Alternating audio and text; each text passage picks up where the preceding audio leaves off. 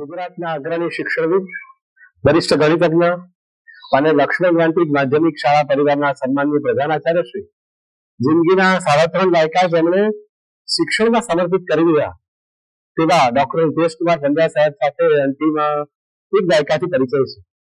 તેમના અનેક પાસાઓને જાણીએ છીએ. ગણિત વિષયના તેમના સમર્પણને, શિક્ષણ જગતની તેમની સેવાયાત્રાને જાણું છું. પણ જ્યારે એમણે વાત કરી કે મારા ચિત્રો હું આપને બતાવું, ત્યારે આશ્ચર્ય થયું કે એક વ્યક્તિ આટલું બધું કેમનું કરી શકે. અને પછી તો ચિત્રની રજાર જોઈ ત્યારે એમ લાગ્યું કે આ તો ખજાનો છે. અને આજે સૌથી વધારે તેમના ચિત્રોનું પ્રદર્શન 3 દિવસ માટે અમદાવાદમાં યોજાઈ રહ્યું છે. એનું ભવ્ય ઉદઘાટન થયું. ગુજરાતના અગ્રણી આમંત્રિતોની ઉપસ્થિતિમાં આજે આપણા સૌ માટે આ પ્રદર્શન એટીસી આર્ટ ગેલેરીમાં શરૂ થયું છે. આદરણીય હિતેશકુમાર પંડ્યા સાહેબને અનેક અભિનંદન.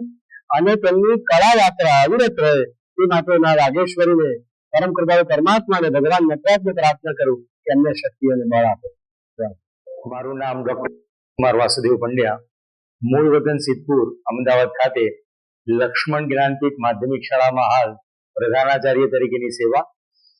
વાત કરું 45 વર્ષ પહેલાથી આજે ચિત્ર દોરવાનો આયામ 1981 થી શરૂઆત કરેલો. પહેલા પણ દોરેલા, પણ આ પ્રદર્શનમાં 81ની સાલનું પણ ચિત્ર છે અને લેટેસ્ટ આજની તારીખનું પણ ચિત્ર દોરેલું છે. અને ચિત્ર દોરવાના આયામો સ્વયંભૂ રહેલા હતા, ક્યાંય કોઈ કોચિંગ મેળવ્યું નથી.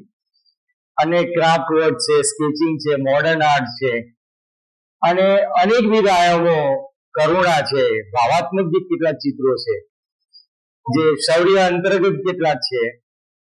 કહેવાય કે શિવાજી મહારાજ, ડોક્ટર હેડગેવારજી ના જીવનમાંથી અનેકવિધ પાસાઓના જીવન ચરિત્રો, મહાપુરુષોના વાંચન પછી અનેક વિચાર દ્રષ્ટિઓ જે પ્રાપ્ત થઈ અને વિવિધ રંગોની અંદર મને જે મારા દ્રષ્ટિકોણથી મને ખ્યાલ છે એવા ખ્યાલને મેં ઉજાગર કરવાનો મારો નમ્ર પ્રયાસ કર્યો છે. કે હું એવો કોઈ આર્ટિસ્ટિક તરીકેના કાર્યક્ષેત્રમાંથી હું કંઈ આર્ટની ડિગ્રી મેં પ્રાપ્ત કરી નથી, પરંતુ મારો શૈક્ષણિક આયામ ગણિત વિષય સાથેનો છે. બીએસસી મેથેમેટિક્સ, એમએસસી મેથેમેટિક્સ, અન્ય ભાષાઓની અંદર પણ 5 માસ્ટર ડિગ્રી, એમફિલ અને પીએચડી થયો છું, પણ ગણિત વિષય સાથે થયો છું. ગણિત ગમે, મને ખૂબ ગમે, એથી વિશેષ મને મારું ચિત્ર ગમે.